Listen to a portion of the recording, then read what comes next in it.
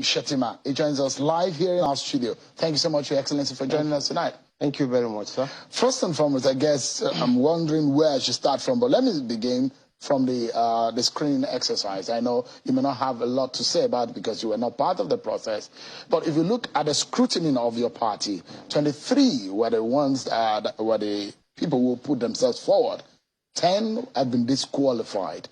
You think that is a very strict and thorough job? Well, I don't want to jump to wild conclusions, but by and large, I believe they must have done a thorough job, a just one. And in spite of the speculations in the social media, they have not released the names of those that were recommended for disqualification. But be that as it may, my own candidate, my own principal. And who is that? Asiwaju Bola Ahmed Tinubu. He had contested elections in the past under a very hostile federal government. He was a senator. He was a two-time governor. And it's preposterous. It's a gratuitous insult for anyone to insinuate that he has been disqualified. So they are saying that he may have been disqualified? No, you know, when you are the front runner, you will be the subject of the most vitriolic of attacks. And if you keep on stopping to throw stones at every dog that barks, you will not reach your destination. We know where we are going. We are very confident of victory, inshallah, on Monday. And such issues do not distract us. We believe he is in the contest. What we are hearing is that the party or the screening committee seems to want to give chance for younger folks. Does that in any way inhibit the chances of your principal? I do not think so. Because age is a function of the mind. It's just a number. And there are some younger people that can perform abysmally low. My own principal has the experience, exposure, and a lucid mind to add value to the nation. And we are a very critical conjuncture in the current annals of Nigerian history, buffeted by all sorts of challenges, be it security, be it economy. So a leader that we need, Seun, is a leader who understands the dynamics of running a modern economy. The world is a knowledge-driven world. We have moved from the agricultural age to the industrial age. Now we are in the post-industrial knowledge-driven age. And you need a Nigerian president who has been tested with excellent and competent leadership skills. And most importantly, with all these agitations for non-inclusion and separatist tendencies around the country, you need a leader who understands the Nigerian sociology. And we don't have a better person. We'll get to the personality, yes, the competence, and the capacity, yes, of Bola Tinubu. Yes, but let's go to the statement he made yesterday. First and foremost, there's been a lot of criticism about what he said. First and foremost, there are the school of thought of those who believe that those statements ooze a sense of entitlement. And it does look that self-aggrandizement is what some people describe it, of the role he played in the ambition of others, especially the President Muhammadu Buhari. Does it come in a bad taste? You know, people cannot be indifferent to Bola Tinubu. Like the late Gani Power Emi, you either love him passionately or hate him intensely. Hating him depending on your aptitude for jealousy. What he said yesterday was not a new thing. Can anyone come out and dispute what he had said? Neither in what it gives. About taking ownership of being responsible for President Buhari's ascension. He played a very crucial role in the ascendancy of President Buhari. I was a foundational member of the APC. And those that suffer from memory amnesia may forget about the role of Asiwaju Tinubu in the ascendancy of President Muhammadu Buhari. If we can go down memory lane, you know, their relationship goes beyond 2015. It started quite earlier. They made an attempt at a marriage, even in 2011 election. But prior to the 2014-2013 merger and subsequent presentation of Muhammadu Buhari, a foremost traditional ruler from northern Nigeria led his own team, went to Asiwaju in Lagos and told him, not in our name, it doesn't represent us. A group of retired generals equally approached Asiwaju and told him, not in our name, he is not our candidate. So also the northern establishment, a professor, led the team and disowned President Buhari. And to add insult to injury, the icing on the cake was a delegation from Katsina that disowned the president and said he is not their anointed candidate. He withstood all those pressures.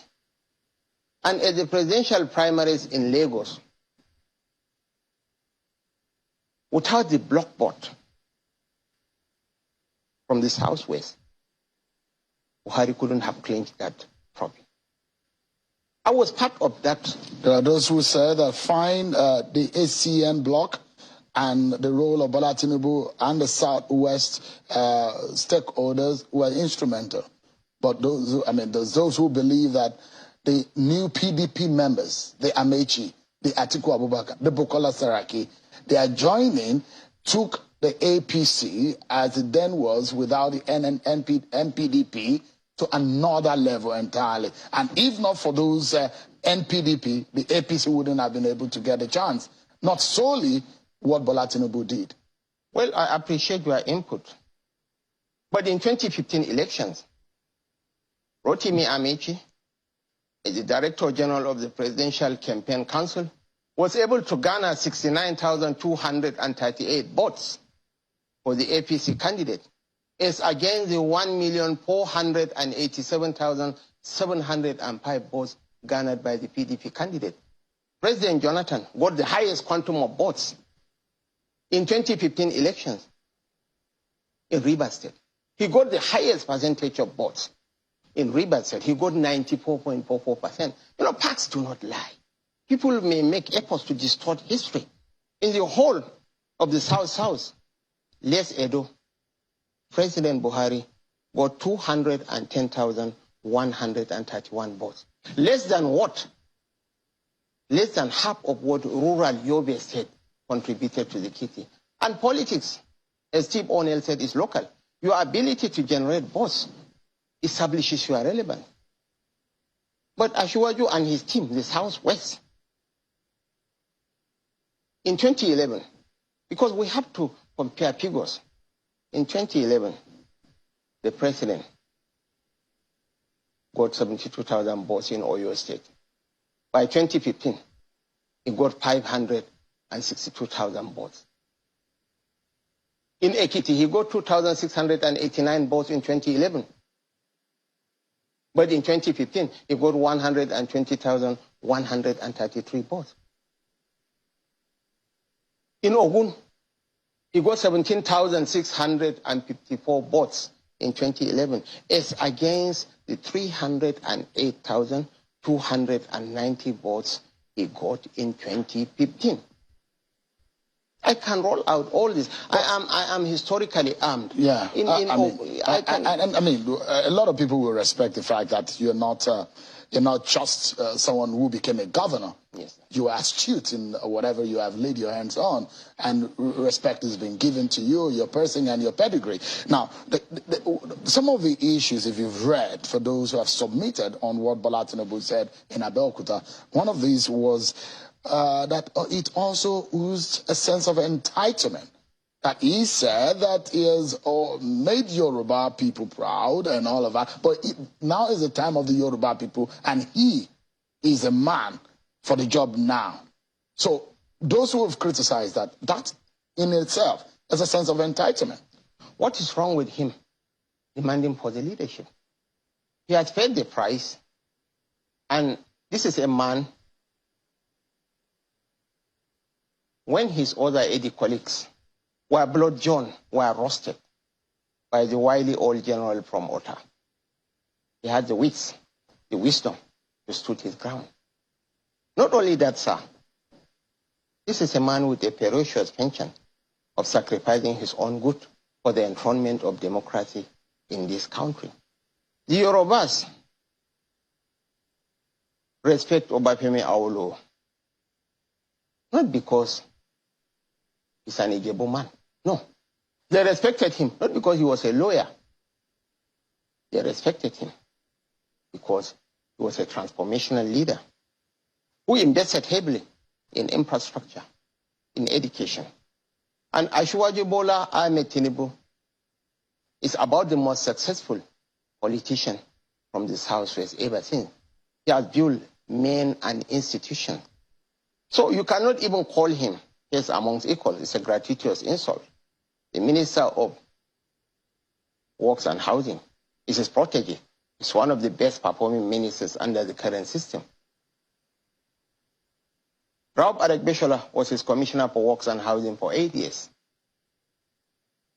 The Vice President, a very cerebral person, was his Attorney General and Commissioner of Justice for 8 years. I can roll out near Adebayo. Most of the ministers... So he deserves that sense of entitlement? Yes, he should be given the right of first refusal. What is wrong for the presidency of this country? For the presidency of this country. Out of the over 200 million Nigerians? He has aspired. We have not stopped other people from aspiring for that position. Every Nigerian, 25 people, 23 have been screened. Any other Nigerian has the right to aspire for any position. But that does not preclude him from exercising his fundamental right as a citizen of this country, and most importantly, with the skills, with the administrative skill set and the intellect to transform. Is he offended that maybe the president did not accord him that chance of forced refusal? Let me be very, very frank with you. He wasn't offended. That particular interview was deliberately taken, distorted, embellished, and taken out of context. I have said so many for hours. Why is it that nobody took me up on that? And I dare to tell you, sir, that when the president emerged as the presidential candidate of the APC, he has a captive vote of 10 million in the north, but his popularity in the south was very low. It was the same southwest people that repackaged him, that brought in experts, the Devil Axel role from the Obama team and so on, that repackaged him and sold him to the Nigerian people. You cannot dispute established facts. You may hate Bola Tinubu as a person, but as H.S. Aga said, the truth that sets men free is most often the truth that men prefer not to hear, and we'll continue telling them. I mean, I'm not sure it's about hatred of his person, and I think it's about the conversation on the issues that have Trade raised. Perhaps on the issue of Professor Asiwaju is another issue that's been raised. How much of offense it is for him, those who think that the issue of betrayal comes to play, and also not looking at the competence of a Professor Asiwaju as a person. Nobody has doubted the competence of Professor Asiwaju. He's a very humble, competent, cerebral person. But we believe that in terms of intellect, capacity, reach, and the ability to move this nation forward, and most importantly, for us to win the upcoming election, the best candidate that the APC has is Asiwaju Bola Ahmed Tinubu. With a name recognition, mind you, the dynamics has changed with the emergence of Atiku, Vice President Atiku Abubakar as the candidate of the PDP. We need someone who can match and even overshadow him in terms of brand name recognition, in terms of intellect, in terms of capacity, even in terms of indefatigability. So this is why we are championing the cause of Asiwaju Bola Ahmed Tinubu. He's not placed among equals. is the best amongst his mentees. You think he's the best? Certainly. So you mentioned Atiku Abubakar. Yes, sir. And you said that dynamics has changed things. Yes. For those who say Ahmed Lawan from the same northeast as Atiku Abubakar, is there an even? I mean, does that make the race even in that sense? Well, my own position is very simple. APC was formed by a merger of so many interests. The ACN, the ANPP, the CPC, the ABGA, and of course the new NPN. And in a multi-ethnic, multi-religious polity like ours, we have to be sensitive and conscious of the diversity of the nation. Ahmed Lawan is my kinsman. He's my brother. And he holds me in the highest esteem. And I played a very prominent role in his emergence as the president of the Senate against my own kinsman, Ahmed Alindume. But leadership goes beyond sentiments. He has spent 20 years in the Senate, in the legislature. He has a PhD in geography. He had spent a stint in the academia before joining the political industry. Does he have the administrative skill set to rule a complex nation like Nigeria? This is a million-dollar question, and most importantly, sir, can he also stand shoulder to shoulder with Atiku Abubakar? He can't. You think so? That's the fact. You know, he's a peer amongst equals. Let's not delude ourselves. He became a senator with 144,000 votes. I became a senator with votes 2.5 times that he garnered in Yobe. No. Go to Ohiapia or Izochukwu and ask for Ahmed Lawan. The first name that will come to their mind is that of the tomato dealer who is bringing tomato from Maiduguri. Go to any other part of the South. Does the brand name sells? So you think Tinubu is a name that sells? Tinubu is the best person. We don't even have any option. What about Asiwaju? Does the name sell? The VP? Osibanjo is a good man. He's a nice man. But nice men do not make good leaders, because nice men tend to be nasty. Nice men should be selling popcorn, ice cream, and balabogologo. But he's a very decent person. I can't doubt that. And he's my personal friend, and I would rather not comment on his person. But he's a very decent man. That I can tell you. I mean, I'm not surprised. This is politics. It does look like your governor, Professor Zulum, seem to see Professor Asiwaju differently from how you see him.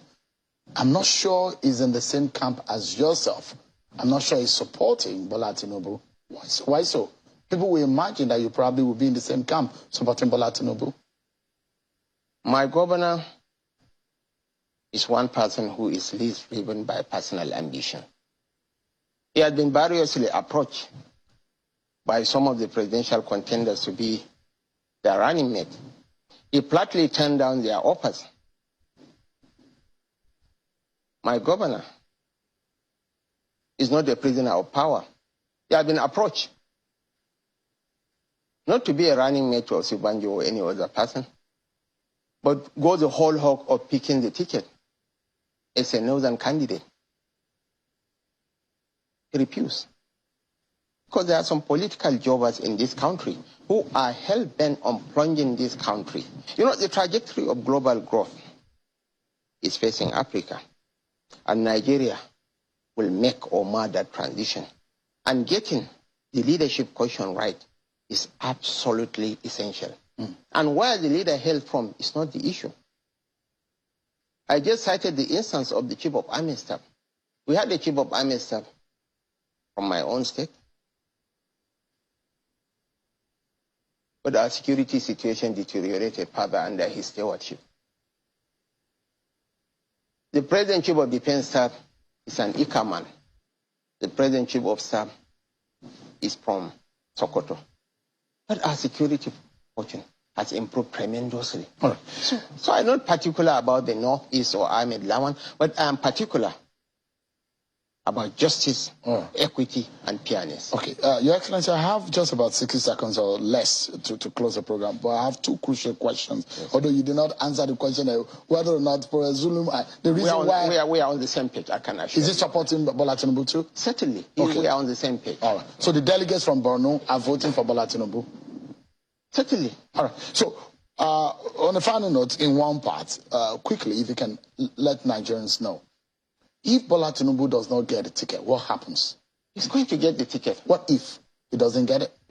If it's a game of numbers, he's going to get it. What if, I mean, the president has asked for a chance of reciprocity, that he should choose who succeeds him. What if the president does not pick him? You know, people tend to underrate the depth of the relationship between the president and our candidate. Their relationship precedes 2015, 2014. And the president is a man of conscience who holds Asiwaju Tinubu in the highest esteem. If at all, President Buhari, a man of conscience, a God-fearing man, will anoint any candidate, that candidate has to be Bola Tinubu. It has to be, but if it doesn't be, if it doesn't get, I dare to say, this is politics. But what I am saying is that the president being a Democrat, in a worst-case scenario, anointing a candidate doesn't preclude candidates from going for the primary elections. So Tinubu will go for the election. He will never step down. The issue of stepping down does not arise. But if he's the elephant in the room. How do you expect an elephant to step down for Lilliputians? So certainly, on a more serious note, the issue of stepping down are just mere speculations. And most importantly, even the issue of anointment. The president's special advisor on media came out and disputed. When I was leaving the scene, naturally I had an interest. I anointed Professor Zulum. But other contestants, Idris Durkwa, Omar Nasko, Gambolawan, contested with him at the primaries and he won. So in the same vein, the president is at liberty to endorse Bola Tinubu. But Bola Tinubu will still go into contest with those that are willing to slug it out with him. Senator Kashim Shettima, a sitting senator of Borno State in the National Assembly and a former governor of Borno State. Indeed, it's a pleasure having you tonight. Thank you so much indeed for coming. Thank you very much. We'll take a break, everyone. And when we return, we will be speaking with one of the APC presidential aspirants, one of the young ones, Jack Rich 10, on his ambition and his plans and agenda if he gets the ticket of the APC. Stay with us, everyone. We'll be right back.